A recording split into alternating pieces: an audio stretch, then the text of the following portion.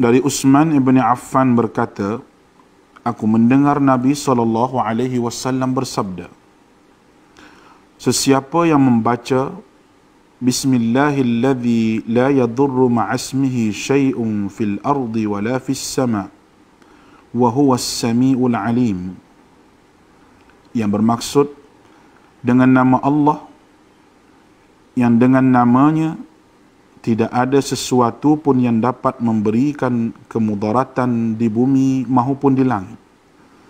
Dialah yang maha mendengar lagi maha mengetahui.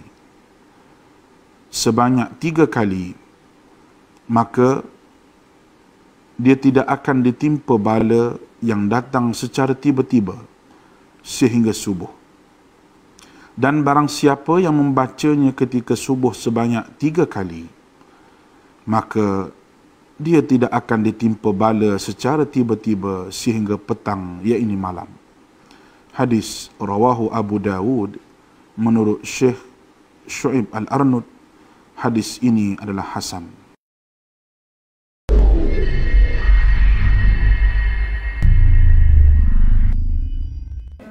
Assalamualaikum warahmatullahi wabarakatuh. Alhamdulillahi rabbil alamin, wassalatu wassalamu ala asyrafil anbiya'i wal mursalin wa ala alihi wa sahbihi ajma'in. Alhamdulillah, bertemu lagi kita sekali lagi dalam slot tuition online Perlis Mengaji, anjuran Jaib, MAIPS, JPN Perlis dan Kerajaan Negeri Perlis. Terima kasih diucapkan kepada semua yang terlibat, terutamanya kru-kru yang terlibat secara konsisten dan begitu komited untuk memastikan anak-anak murid di negeri Perlis dan juga serata Malaysia dapat terus menuntut ilmu walau dalam suasana sekarang macam inilah. Okey, hari ini 4 Ramadan. Alhamdulillah, kita masih lagi dipanjangkan umur oleh Allah untuk masuk menikmati bulan Ramadan, bulan keampunan, bulan rahmat. Dan kita kena banyaklah berdoa kepadanya. Kita mulakan dengan Alam Nashrah. Bismillahirrahmanirrahim. Alam nashrah laka sadrak wa wada'na anka wizrak alladhi anqadha zahrak wa rafa'na laka dhikrak fa inna ma'al usri yusra inna ma'al usri yusra fa idza faraghta fansab wa ila rabbika farghab. Kita baca sama-sama doa yang dianjurkan oleh Rasulullah untuk dibaca dalam bulan Ramadan ni. Bismillahirrahmanirrahim. Allahumma inni as'aluka ridhaka wal jannah wa na'udzubika min sakhatika wan nar. Allahumma innaka afuwun tuhibbul afwa fa'fu anna. Okey, mudah-mudahan Allah ampun dosa kita semua dan Allah redha dengan setiap apa yang kita lakukan. Okey, hari ini kita bertemu dalam slot yang keempat bersama Ustazah untuk tajuk Kerajaan Abbasiyah, iaitu Sirah Tingkatan 5. Jadi macam mana yang Ustazah sebut dalam slot yang pertama, kita mesti susun, setiap kali kita nak study, kita mesti susun dalam kepala kita tajuk mana, bidang mana, dan kita kena tahu soalan mana yang akan keluar tajuk yang kita nak study ni. Jadi untuk tajuk hari ini, kalau anak-anak masih ingat, di soalan nombor berapa? Kertas apa? Kertas 1 ke kertas 2? Kertas 1. Okey, kertas 1 bahagian B, soalan nombor 4, nombor 3 atau 4A. Okey, di situ kita akan jumpa soalan berkenaan dengan sirah. Sama ada sirah tingkatan 4 atau sirah tingkatan 5. Jadi hari ini kita akan ulang kaji sirah tingkatan 5.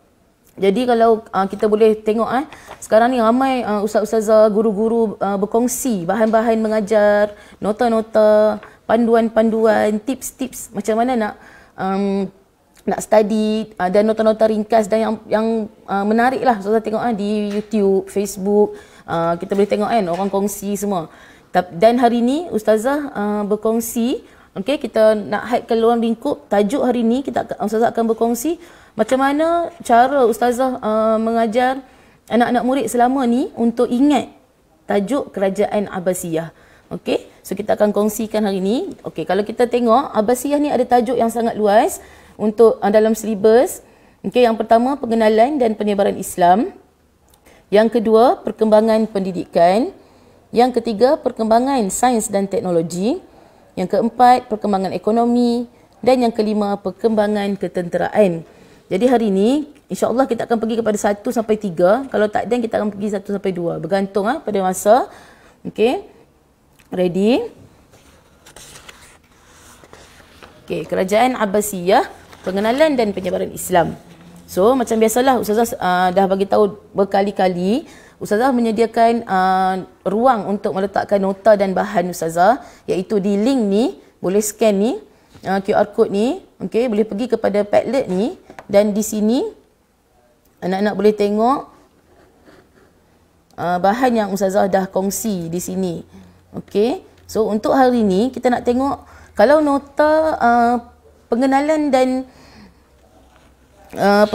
penyebaran Islam zaman Abbasiyah, okey, notanya di sini. Kita boleh tengok. Okey.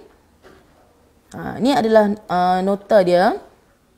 Kedudukan nota dia. Macam biasalah Ustazah kata kita kena susun kan. Jadi kita tengok dulu susunan dalam nota ni. Semua sekali ada 9 perkara yang perlu kita ingat dalam tajuk ni. So bermula daripada belah kiri tu, penubuhan, turun ke bawah, struktur pemerintahan, kemudian khalifah yang terkenal, lepas tu naik ke atas, faktor penyebaran Islam, yang kelima kesan positif penyebaran Islam, yang keenam dan yang ketujuh berkenaan dengan jihad, yang ke-8 faktor kegemilangan, dan yang ke-9 faktor kemerosotan. Okey, so kita kena dapatkan gambaran mental dalam kepala kita di mana kedudukan tajuk-tajuk kecil di bawah tajuk yang pertama bawah Kerajaan Abbasiyah ni. Okey. So kita akan zoom. Kita akan zoom kepada setiap tajuk lah. Okey. So okey, Ustazah copy balik ke sini, cuma Ustazah tak letak isi dia. So ada 9 perkara yang kita kena ingat berkenaan dengan tajuk yang pertama ni. So kita akan tengok satu demi satu. Yang pertama berkenaan dengan penubuhan. Sedikit sejarah ringkas berkenaan dengan penubuhan Kerajaan Abbasiyah. Nama Abbasiyah itu diambil sempena nama bapa saudara Rasulullah, iaitu Al-Abbas. Kemudian tujuan penubuhan Kerajaan Abbasiyah ni adalah untuk merealisasikan idea yang tampuk kepimpinan perlulah dipegang oleh keturunan Bani Hashim. Idea ni dah ada dah daripada zaman Rasulullah lagi. Okey, daripada Rasulullah ada dah idea tu, tapi tidak diwar-warkan lah. Okey. Kemudian tempoh pemerintahan Abbasiyah daripada 132 Hijrah sehingga 650 Hijrah. Dan ada seramai 37 orang khalifah. Okey, ini berkenaan dengan penubuhan. Kemudian kita tengok pula berkenaan dengan struktur pemerintahan. Okey, minta maaf suara Ustazah hari ni serak sikit. Okey, kita tengok struktur pemerintahan. Yang pertama, kita kena ingat bahawa Kerajaan Abbasiyah menjalankan pemerintahan secara sistem warisan ataupun kita sebut dalam bahasa Arabnya wilayatul ahdi. Okey, wilayatul ahdi. Yang kedua, corak pemerintahan Abbasiyah ini diadaptasi daripada kerajaan Parsi. Sebab apa? Sebab ketika ini ramai dah orang-orang Parsi yang sudah memeluk Islam dan menjawat jawatan-jawatan penting dalam kerajaan. Yang ketiga, kita nak tengok struktur organisasi Kerajaan Abbasiyah. Ada 3 yang nak kena ingat. Kita tengok ada arrow belah kanan tu. Yang pertama adalah yang paling tinggi sekali, Al-Khalifah. Yang kedua, Al-Wazir. Dan yang ketiga, Ad-Dawawin. Okey, Al-Khalifah ni adalah ketua negara, pemimpin yang tertinggi. Okey, kemudian Al-Wazir adalah Perdana Menteri, ketua pentadbir yang dibantu oleh menteri dan jabatan-jabatan kerajaan. Kemudian Ad-Dawawin adalah jabatan-jabatan kerajaan di bawah pengawasan Al-Kuttab. Okey, sekretari. Kita ingat Al-Kuttab, ada 2 istilah kita akan jumpa dalam pendidikan Islam. Okey, kalau kita jumpa dalam Kerajaan Abbasiyah, maksud dia adalah sekretari. Okey, satu badan yang berkuasa untuk menjaga jabatan-jabatan di bawah jabatan kerajaan. Tapi kalau kita jumpa Al-Kuttab pada Khulafa' Ar-Rasyidin, dia adalah bermaksud tempat pengajian kanak-kanak. Okey, so kita kena tengok betul-betul dalam soalan. Okey, so nampak ada 3 struktur organisasi yang kita kena ingat dalam Kerajaan Abbasiyah, bermula dengan Al-Khalifah, Al-Wazir dan Ad-Dawawin. Okey. Seterusnya kita akan tengok yang ketiga yang kita kena tengok dalam bab unit 1 kerajaan Abbasiyah ni adalah khalifah yang terkenal. Tadi ada 37 orang khalifah kan dalam kerajaan Abbasiyah. Okey, tapi yang kita perlu tahu dalam silibus ada 4 orang yang terkenal, iaitu yang pertama Abu Al-Abbas Abdullah As-Saffah. Okey, yang kedua Abu Ja'far Al-Mansur, yang ketiga Harun Ar-Rashid, yang keempat Al-Ma'mun. Okey, Abu Al-Abbas Abdullah As-Saffah ni merupakan khalifah yang pertama dan dia memerintah selama 4 tahun 9 bulan. Dia adalah pengasas kepada kerajaan Abbasiyah. KB itu kerajaan Abbasiyah. Dan dia antara sumbangan dia adalah untuk menghapuskan pemberontakan. Okey. Khalifah yang kedua yang kita kena tahu adalah Abu Ja'far Al-Mansur. Dia adalah saudara kandung As-Saffah. Okey, dia saudara kandung yang khalifah yang pertama tu. Dan dia memerintah lama selama 22 tahun. Okey, antara sumbangan dia menjadikan Baghdad sebagai ibu kota. Kemudian dia memperbaiki sistem cukai. Kemudian dia membuat saliran. Dan yang keempat, menyediakan pasar di tempat yang strategik. Okey. Kemudian, khalifah yang ketiga yang kita kena tahu adalah Khalifah Harun Ar-Rashid. Okey. Harun Ar-Rashid ni adalah khalifah yang paling warak dan terkenal. Dan dia memerintah selama 23 tahun. Okey, kita tengok sumbangan Harun Ar-Rashid. Yang pertama, Harun Ar-Rashid dia memerintahkan Qadi Abu Yusuf supaya tulis kitab tentang cukai. Okey, lalu terhasillah kitab namanya Al-Kharaj. Okey, diperintah Qadi Abu Yusuf supaya tulis kitab tentang cukai. Kemudian yang kedua, Harun Ar-Rashid mewujudkan jawatan Qadi Al-Qudha, iaitu ketua hakim. Yang ketiga, Harun Ar-Rashid adalah khalifah yang bertanggungjawab untuk menubuhkan Baitul Hikmah. Yang keempat, kalau tadi Abu Ja'far Al-Mansur menjadikan Baghdad sebagai ibu kota, Harun Ar-Rashid menjadikan Baghdad sebagai pusat perdagangan. Okey, dan Harun Ar-Rashid juga membina prasarana-prasarana untuk kemudahan rakyat seperti rumah sakit, farmasi dan pusat-pusat pengajian. Okey, so banyak sumbangan Harun Ar-Rashid. Kemudian khalifah yang keempat yang kita kena tahu adalah Al-Ma'mun, iaitu anak kepada Harun Ar-Rashid. Okay, dia juga memerintah dalam tempoh 20 tahun dan antara sumbangannya adalah menggiatkan usaha penterjemahan pelbagai bidang ilmu, menyediakan beasiswa kepada pelajar yang cemerlang. So kotak ni kita kena ingat, yang pertama, kotak pertama adalah nama khalifah. Yang kedua sedikit berkenaan dengan khalifah itu, dan yang belah kanan sekali adalah sumbangan dia. So kita kena baca, kita kena ingat kata kunci dia. Okay, kita kena ingat apa dia khalifah-khalifah ni lakukan. Okey. Kemudian kita pergi kepada tentang penyebaran Islam, penyebaran Islam pada zaman Abbasiyah. Faktor penyebaran Islam. Kenapa berlakunya penyebaran Islam? Apa yang menyebabkan berlakunya penyebaran Islam ni? So dia ada faktor dalaman dan faktor luaran. Dalaman ni maksudnya yang berlaku sekitar dalam negara, dan luaran adalah berlaku di luar kawasan dalam negara tu. So faktor dalaman penyebaran Islam yang pertama adalah permintaan penduduk tempatan sendiri. Okey. Yang kedua, galakkan daripada khalifah, iaitu khalifah, macam mana khalifah menggalakkan? Khalifah memberi gaji kepada ulama dan pendakwah, dan peruntukannya diambil dari Baitul Mal. Kemudian yang ketiga, dasar kerajaan sendiri, menyamaratakan bangsa Arab dengan bukan bangsa Arab. Okey, dan yang keempat, kedudukan Baghdad yang strategik, di mana Baghdad ini menjadi tumpuan bagi bidang ilmu dan juga perdagangan. So orang datang menuntut ilmu dan orang datang untuk berniaga, secara tidak langsung berlaku penyebaran Islam. Sekarang kita tengok faktor luaran. Faktor luaran juga ada 4 isi yang saya letak di sini. Yang pertama, pembukaan wilayah baru. Yang kedua, penggunaan bahasa Arab secara meluas. Yang ketiga, hubungan diplomatik dengan negara luar. Okey, dalam negara buat hubungan diplomatik, jadi ramailah negara-negara lain yang memeluk Islam. Kemudian, usaha dakwah para pedagang Islam sendiri.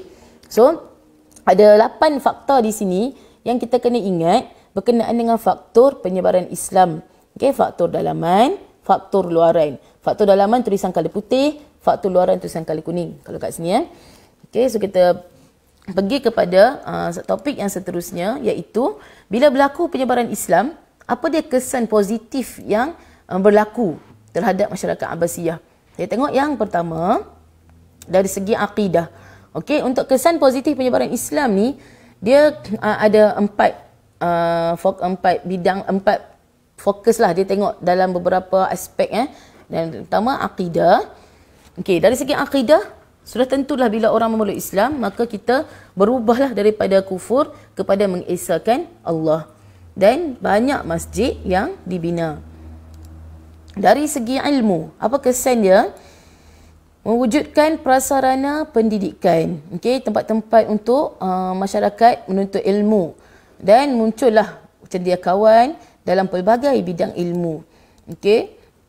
Antaranya contoh Masjid Jami' At-Tulun daripada binaan Mesopotamia ni.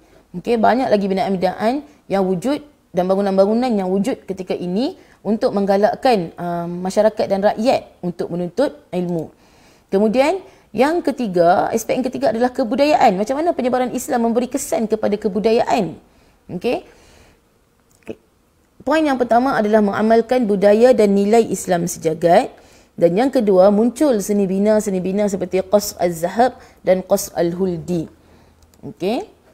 Itu contoh dia lah, contoh binaan seni bina zaman Abbasiyah. Kemudian yang keempat adalah sistem kemasyarakatan. Macam mana? Apa dia Islam buat perubahan kepada sistem kemasyarakatan? Yang pertama, menghapuskan sistem perhambaan. Yang kedua, memberi layanan baik terhadap orang yang berbeza fahaman. Sebab kita kena ingat, masa ini Islam sudah berkembang sangat luas, hampir menguasai 2/3 dunia. Jadi ada masyarakat yang pelbagai agama dan juga kefahaman. Jadi Islam memberi layanan yang baik kepada semua orang. So ini adalah 4 kesan positif penyebaran Islam terhadap kerajaan Abbasiyah dari aspek akidah, ilmu, kebudayaan, sistem kemasyarakatan. Kalau soalan tanya umum, jelaskan 2 kesan positif penyebaran Islam. Kita boleh bagi random mana-mana isi yang ada di sini. Tapi kalau soalan fokus, jelaskan 2 kesan positif penyebaran Islam dari aspek akidah. So kita kena bagi yang akidah sahaja. So kita kena berhati-hati terhadap soalan. Apa kehendak soalan. Kita akan tengok yang seterusnya. Selepas kesan positif, kita nak tengok semangat jihad umat Islam. Apa jadi pada semangat jihad umat Islam ketika ini? Umat Islam masa ni sentiasa berusaha bersungguh-sungguh untuk capai sesuatu. Tak kisahlah dalam bidang apa pun. Dan tidak sekali-kali memperkecilkan konsep jihad. Dan bila seseorang merasakan yang menuntut ilmu itu satu jihad, maka dia akan start untuk menerokai pelbagai bidang ilmu. Dan juga dah teroka, dia menguasai pula bidang ilmu. Sebab itulah kita tengok zaman ni ramai lahir para cendekiawan, para sarjana yang mahir dalam pelbagai jenis bidang ilmu. So kesan dia, apa dia? Bila dah meneroka, menguasai, maka umat Islam menguasailah pelbagai jenis bidang ilmu tadi saya sebutkan. So umat Islam menguasai pelbagai jenis bidang ilmu. Kemudian bila kita ni jadi seorang yang berilmu, maka martabat kita akan dipandang tinggi. Jadi martabat tamadun Islam ketika itu adalah sangat tinggi. Sebab apa? Sebab ada ilmu, sebab ada kemahiran, sebab ada kepakaran yang boleh meningkatkan kita punya martabat. Kemudian dengan ilmu jugalah Islam berjaya menguasai 2/3 dunia. Kalau kita tengok dalam peta sedikit kat situ, yang colour purple tu adalah kawasan-kawasan yang sudah ditakluk oleh kerajaan Abbasiyah. Sebab Islam dulu adalah satu kerajaan yang kuat, yang sangat-sangat memberi kesan kepada dunia. Tapi kerana pelbagai faktor, Islam semakin jatuh dan terhakis. Dan tugas kita lah untuk mengembalikan daulah Islamiyah ni, untuk menjadi individu-individu Islam yang menjalankan Islam, yang mengikut apa yang Allah suruh, buat apa yang Allah suruh dan tinggal apa yang Allah larang. Itu adalah berkenaan dengan semangat jihad dan kesan semangat jihad terhadap kerajaan Abbasiyah. So, setiap kerajaan, bila kita belajar dalam Islam ataupun dalam sejarah, dia mesti ada faktor kegemilangan bermula, lepas tu gemilang, lepas tu dia akan merosot. Kemudian dia akan bina tamadun baru ataupun kerajaan baru. Begitulah juga dengan kerajaan Abbasiyah. So kita tengok apa dia faktor kegemilangan kerajaan Abbasiyah. Yang pertama, bila ada kerajaan, mestilah ada pentadbiran. So pentadbiran pusat yang sistematik dan mantap. Okey. Isi yang kedua, memberi tumpuan kepada sektor utama, iaitu pertanian, perindustrian dan perdagangan. Okey.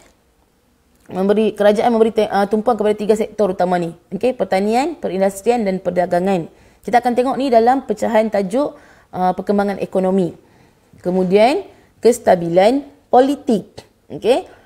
Kerajaan memberi perhatian yang serius kepada pembasmian pemberontakan dan pembalahan puak. So macam mana kerajaan Abbasiyah menangani mereka ini supaya tidak memberi kesan kepada negara lah.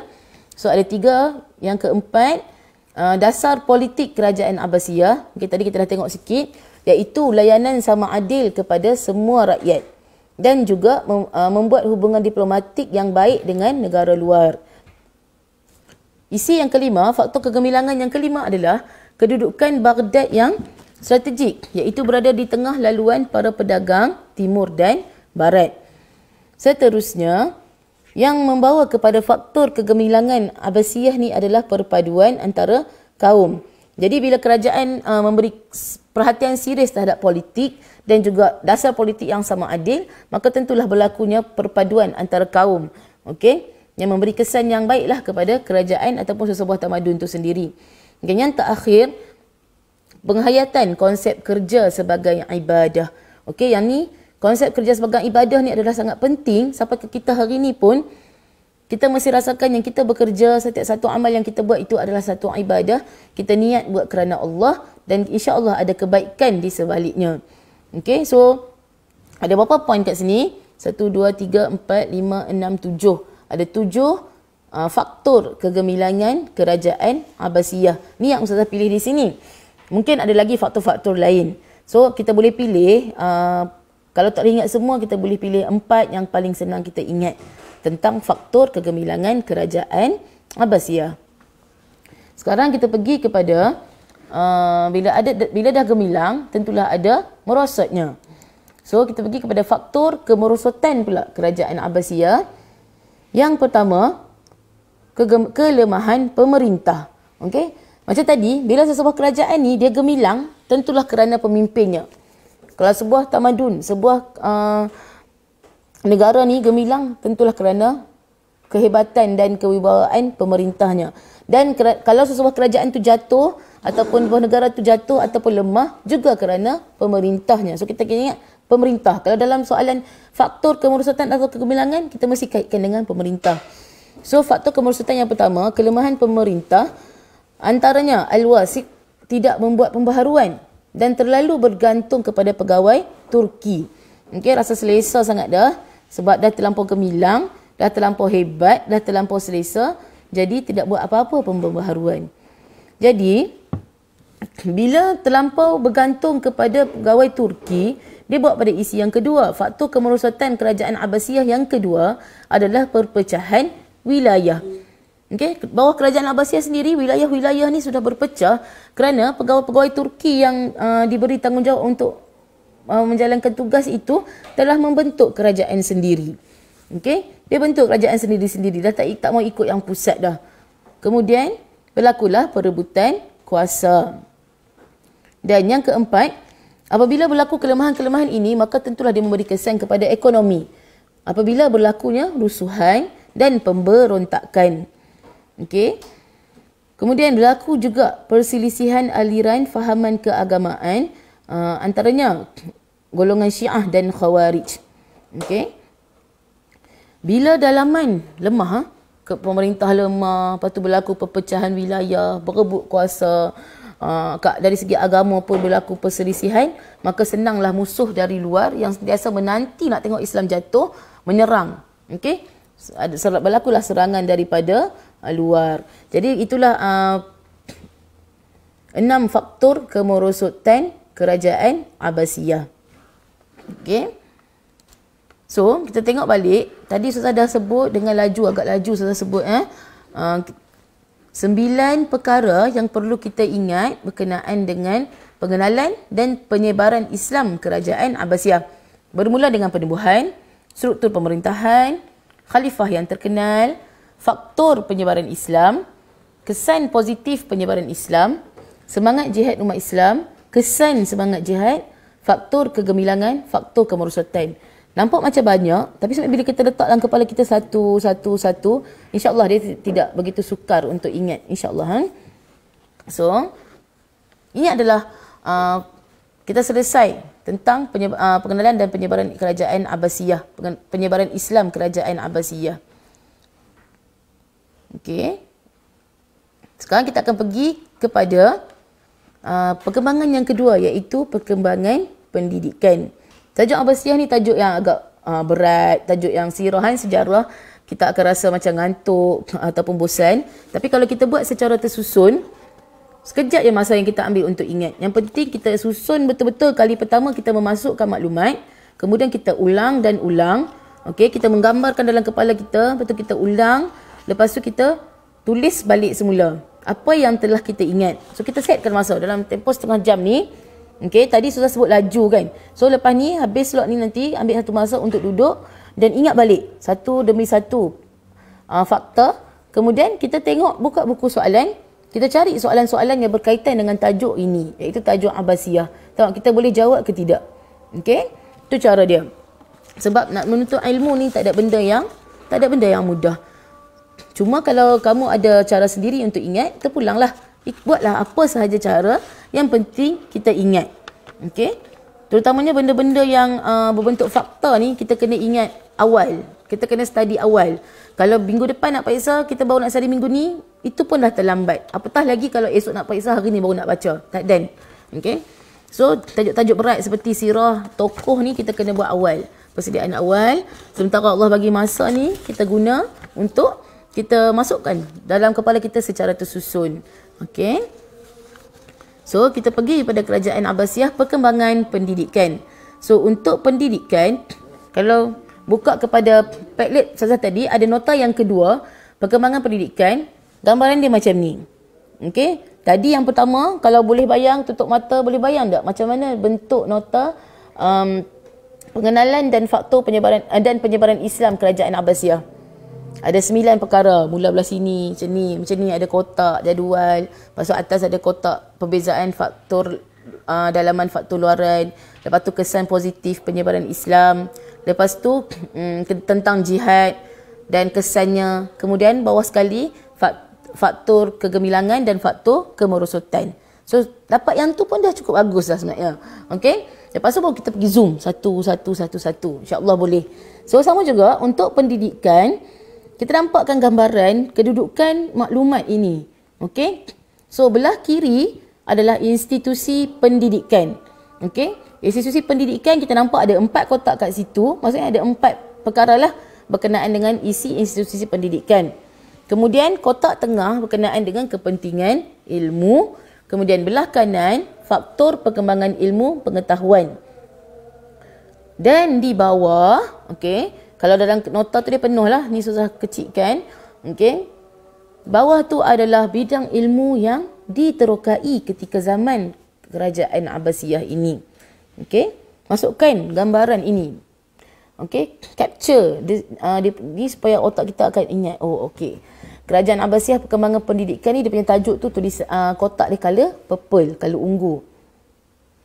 Okey. So kita akan pergi satu persatu. Institusi pendidikan ni saya zoom lah. Okey. Apa dia yang kita kena ingat? Kalau soalan kata jelaskan 2 institusi pendidikan pada zaman Abbasiyah, kita tulis masjid, istana khalifah, pusat pengajian, perpustakaan. Dapat markah. Okey. Itulah jawapan dia. So ada 4 institusi pendidikan yang ditekankan kat sini. Yang pertama masjid, yang kedua istana khalifah, yang ketiga pusat pengajian, yang keempat perpustakaan. Contoh masjid adalah Masjid Jami' Al-Mansur yang berfungsi sebagai pusat pengajian ilmu-ilmu Islam. Okey, dari zaman Rasulullah lagi masjid berfungsi sebagai tempat penyebaran ilmu. Kemudian istana khalifah sendiri menjadi tempat untuk rakyat belajar. Antaranya Khalifah Al-Muqtasid Billah menyediakan sudut-sudut dan tempat-tempat tertentu untuk para sarjana. Sarjana nak buat kajian, nak baca buku, nak tambah ilmu, nak kongsi ilmu. Okey. Kemudian yang ketiga adalah pusat pengajian. Pusat pengajian didirikan oleh para khalifah, menteri dan orang-orang kaya. Contohnya Madrasah Nizamiyah yang dibina oleh Nizam Al-Mulk. Nizam Al-Mulk, okey. So itu adalah pusat pengajian. Dan yang keempat, perpustakaan. Okey, zaman ini ada satu perpustakaan yang sangat terkenal yang kita kena ingat, iaitu Baitul Hikmah. Yang kita sebut tadi masa zaman masa tajuk 4 khalifah yang terkenal. Siapa yang cipta Baitul Hikmah? Khalifah Harun Ar-Rashid. So fungsi BH, maksudnya fungsi Baitul Hikmah antaranya adalah pusat pertemuan para sarjana, pusat penterjemahan, pusat sumber, pusat latihan para ilmuwan. Ini adalah soalan berfokus kecil yang boleh juga ditanya dalam peperiksaan. Fungsi, jelaskan 2 fungsi Baitul Hikmah. So kita kena bagi sama ada ni lah. Dalam 4 ni, pusat pertemuan para sarjana, pusat penterjemahan, pusat sumber dan pusat latihan para ilmuwan. Okay, so sudah selesai berkenaan dengan institusi pendidikan. Kita pergi pula yang kedua. Poin yang kedua adalah kepentingan ilmu. So kepentingan ilmu dari zaman dulu sampai zaman sekarang samalah. Maksudnya ilmu ni sangat penting. Tapi zaman ini kenapa ilmu adalah penting? Kerana ilmu dapat melahirkan satu umat yang kuat. Okey. Dan ilmu juga menjadi pemangkin kepada kebangkitan Eropah. Dan ilmu dipindahkan ke Eropah. Okey, ilmu-ilmu yang ada ini dipindahkan ke Eropah sehingga mencetuskan zaman Renaissance. Okey, kemudian yang keempat, banyak karya diterjemahkan ke bahasa Hebrew dan Latin. Dan ilmu pengetahuan adalah aset yang penting untuk kita maju dan berjaya. Jadi apa yang kita tengah buat ni pun adalah sebahagian daripada menuntut ilmu. Okey. Tengok, kalau kita tak ada ilmu, kalau saya selalu fikir, kalau kita tak ada ilmu, macam mana dalam keadaan kita duduk di rumah hari ini, kita tak boleh keluar pergi mana-mana, kita tak boleh pergi sekolah, kita tak boleh pergi universiti, kita tak boleh nak pergi kerja, tapi kita boleh still menuntut ilmu. Sebab apa? Sebab ada ilmu tu. Ada orang yang mahir dalam teknologi, ada orang yang mahir dalam bidang-bidang media dan sebagainya ni, menyebabkan kita dapat tempias dia. Kita dapat belajar walaupun kita berada di rumah kita sendiri, insya-Allah. So itu adalah berkenaan dengan kepentingan ilmu. Okey, ada 5 poin kat sini. Kemudian, kenapa ilmu pengetahuan berkembang dengan begitu pesat pada zaman Abbasiyah ni? Okey, so faktor perkembangan ilmu pengetahuan pada zaman kerajaan Abbasiyah ni adalah yang pertama, of course lah, usaha dan galakkan khalifah. Usaha dan galakkan khalifah. Okey, kemudian yang kedua adalah faktornya adalah kestabilan politik dan kewangan. Bila politik stabil, ekonomi berkembang maju, duit ada, jadi khalifah boleh bina pusat-pusat pengajian. Okay, khalifah boleh bagi token kepada para sarjana, para pendakwah, okay, bagi ganjaran. Kemudian yang ketiga adalah hubungan diplomatik dengan negara luar. Okay, berlakunya hubungan diplomatik dengan negara luar menyebabkan berlakunya perkembangan ilmu pengetahuan. Kemudian yang keempat, kewujudan prasarana pendidikan yang baik. Okey, tadi sudah ada sebut kan, prasarana pendidikan antaranya apa? Tadilah pusat pengajian, pondok-pondok, perpustakaan, buku-buku dapat dibeli dan sebagainya. Jadi 4 faktor ini saling berkait antara satu sama lain. Bermula daripada khalifah tadi, usaha dan galakkan khalifah, dia memberi, dan juga politik dan juga kewangan, duit. Yang ketiga, diplomatik dengan negara luar. Dan yang keempat, prasarana pendidikan yang baik. Ada banyak lagi isi lain. Yang ni 4 yang sudah pilih lah untuk kita ingat. So, itu kita dah habis 3 poin berkenaan dengan perkembangan pendidikan. Yang pertama tadi institusi pendidikan, kemudian kepentingan ilmu, dan yang ketiga faktor perkembangan ilmu. Sekarang kita nak tengok yang seterusnya, okey, adalah bidang ilmu yang diterokai. Bidang ilmu apa yang diterokai pada zaman Abbasiyah ni? Okey. Kalau kita boleh tengok kat sini, ada dua bidang ilmu yang kita kena ingat ataupun bidang ilmu yang diterokai zaman ini, iaitu bidang ilmu akli, ilmu akal, dan juga ilmu naqli, iaitu ilmu wahyu. Okey. Ilmu naqli iaitu ilmu wahyu yang datang daripada Tuhan, datang daripada Allah. Ada 4 kat sini. Yang pertama ilmu hadis, yang kedua ilmu tafsir, yang ketiga ilmu tauhid, dan yang keempat ilmu fiqh. Okey. So kita nak tengok ilmu naqli dulu.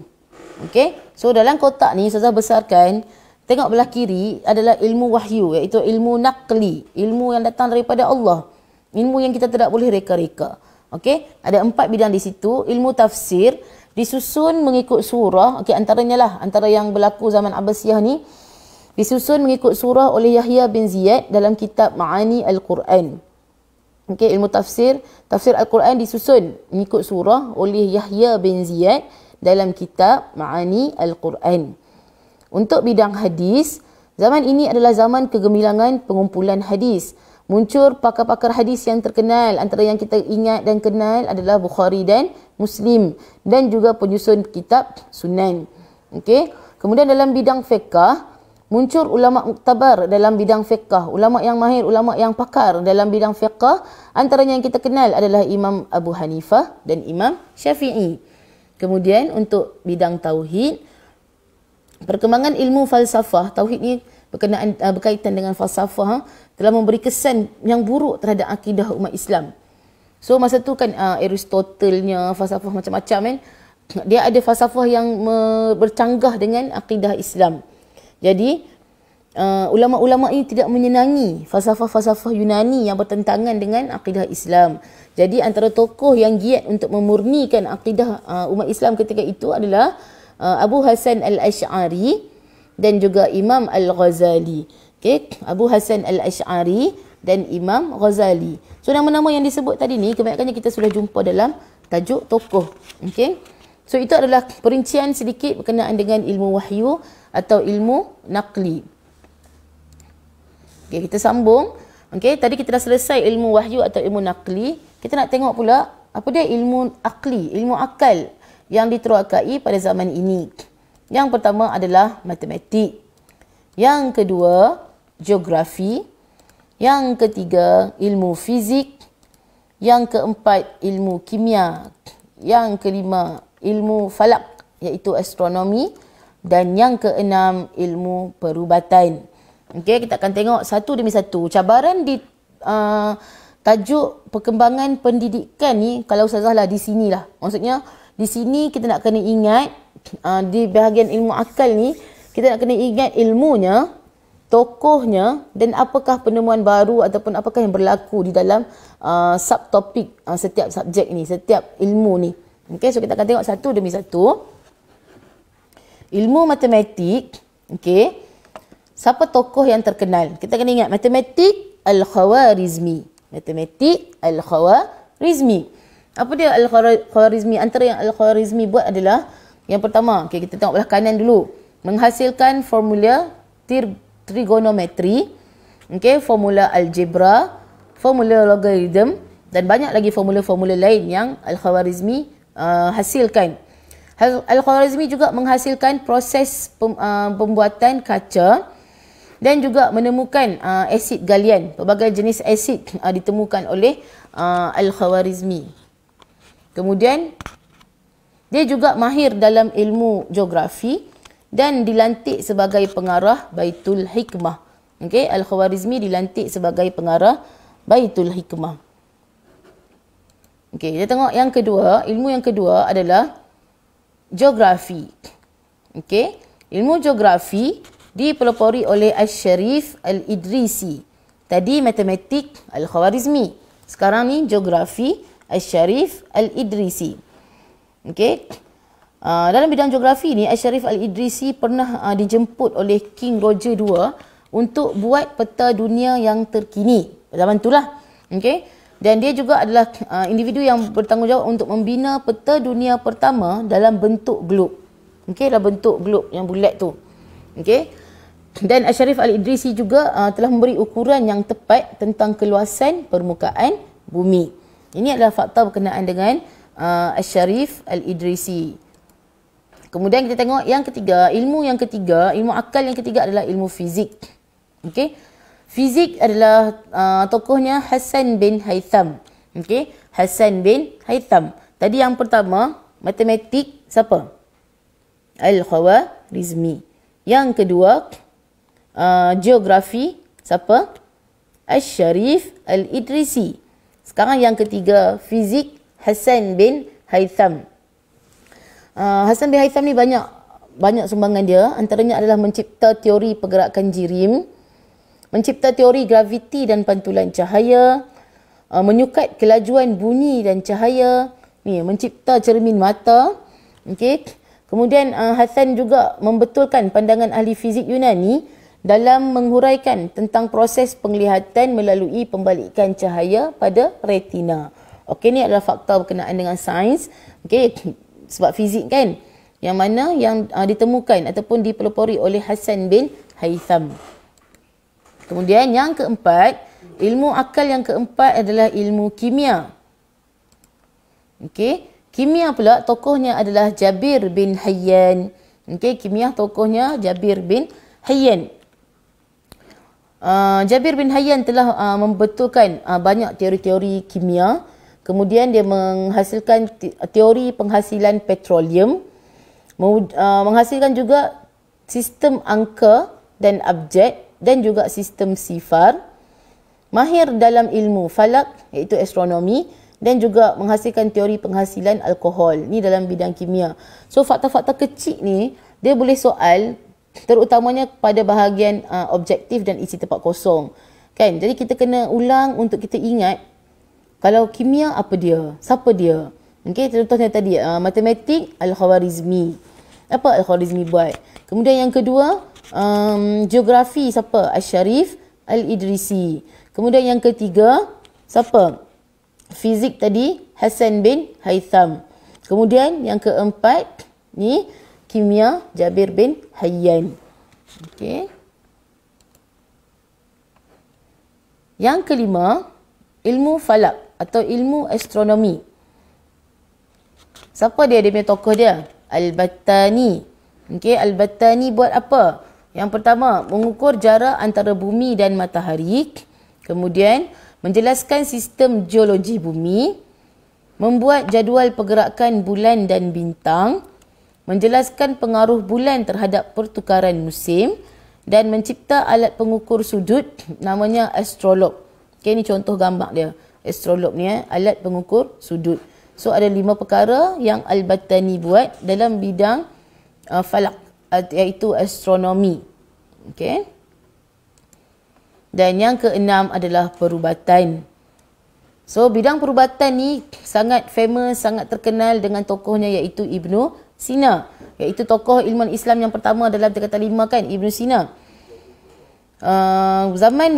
Zaman Abbasiyah ni, Abu Ja'far Al-Mansur telah meminta nasihat pakar dan minta 2 buah hospital di Baghdad. Okey. Kemudian Ibnu Sina menjelaskan kesan kuman dalam penyakit dan menjelaskan teori jangkitan virus. Kemudian Ibnu Sina juga menemukan pelbagai penyakit baru, mencipta bius dan picagari dan menghasilkan 116 karya, antaranya Al-Qanun fit Tib yang kita sudah ingat dalam tajuk tokoh.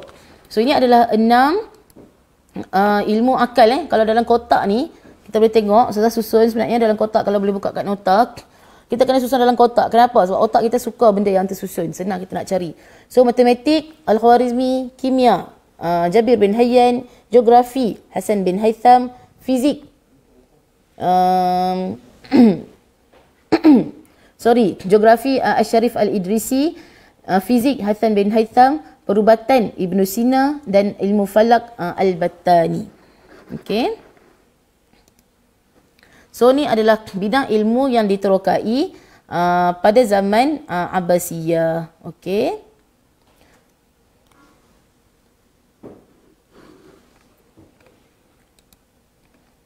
Seterusnya kita akan tengok sedikit berkenaan dengan kerajaan Abbasiyah, perkembangan sains dan teknologi. Tapi yang ni kita akan pergi dengan lebih lanjut pada slot yang seterusnya. Cuma kita nak tengok nota kerajaan sains dan teknologi ni dalam jadual begini dan hanya sedikit saja maklumat yang kita perlu ingat. So kita akan tengok dalam slot yang seterusnya. Okey, sebelum kita habis slot ni, tadi Ustazah dah cerita banyak sangat dengan agak laju ya. Okey. Yang pertama adalah tentang pengenalan dan penyebaran Islam pada kerajaan Abbasiyah. Kemudian yang kedua adalah perkembangan pendidikan.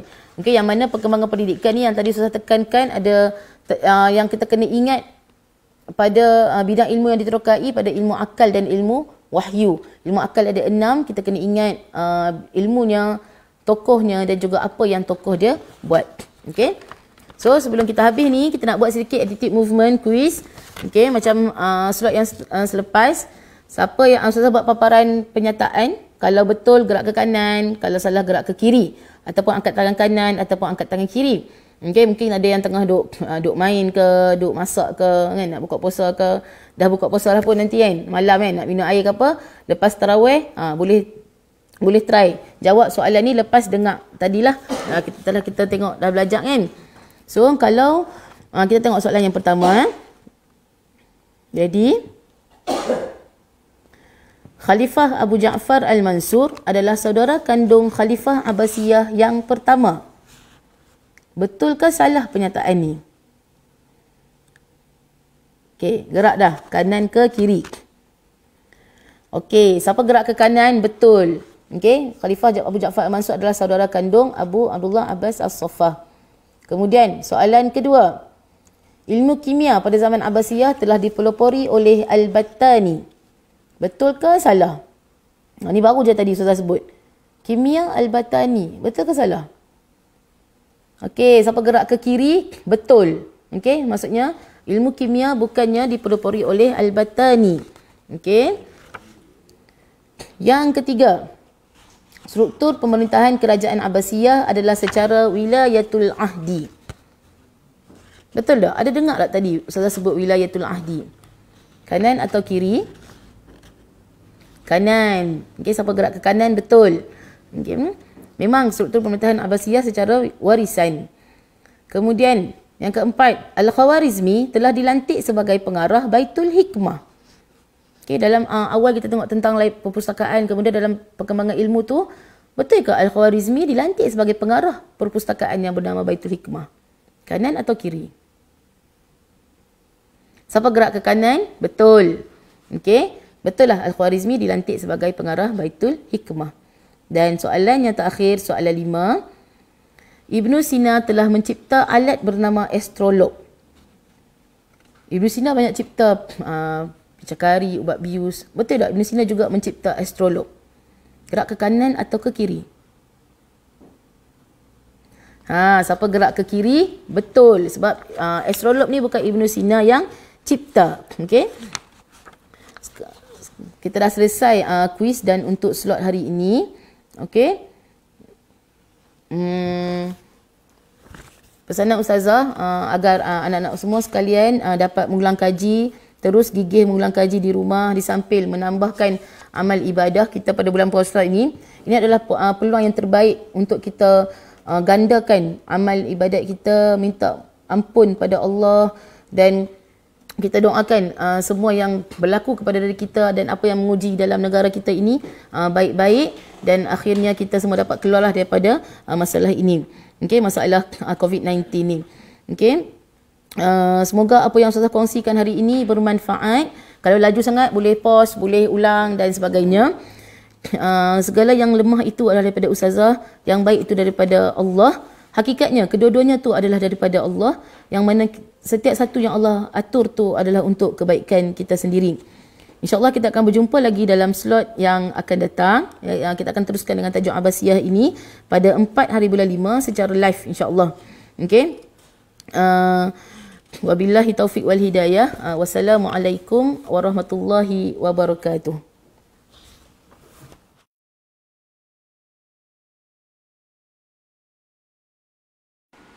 Daripada Anas bin Malik radhiyallahu anhu berkata, Nabi SAW pernah berdoa, Allahumma inni a'udzubika minal barasi wal jununi wal juzami wa min sayil asqam. Ya Allah, aku berlindung denganmu daripada penyakit sopak, penyakit gila, penyakit kusta dan penyakit-penyakit yang buruk. Hadis diriwayatkan oleh Al-Imam Abu Dawud dengan sanad yang sahih.